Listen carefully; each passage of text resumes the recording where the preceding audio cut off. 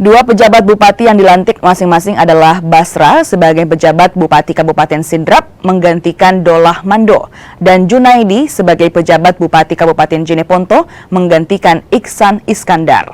Pelantikan dua kepala daerah ini berlangsung di Aula Tudang Sipulung, Rumah Jabatan Gubernur Sulawesi pada Minggu 31 Desember 2023 lalu. Setelah dilantik, keduanya diharapkan bisa langsung bertugas di daerah masing-masing untuk mengawal pembangunan daerah. Sesuai dengan keputusan Presiden atau keputusan Menteri Dalam Negeri menunjuk dua penjabat ya, Bupati, satu pejabat Bupati Jeneponto, satu lagi penjabat Bupati Sidrap. Sudah diberi tugas amanah untuk memimpin sementara sampai setahun ke depan dan tiap bulan dilakukan evaluasi sesuai dengan aturan ditetapkan oleh Kementerian Dalam Negeri. Jadi saya minta hari ini juga langsung bertugas. Kami percaya dia akan cepat langsung menyelesaikan. Saya kira itu.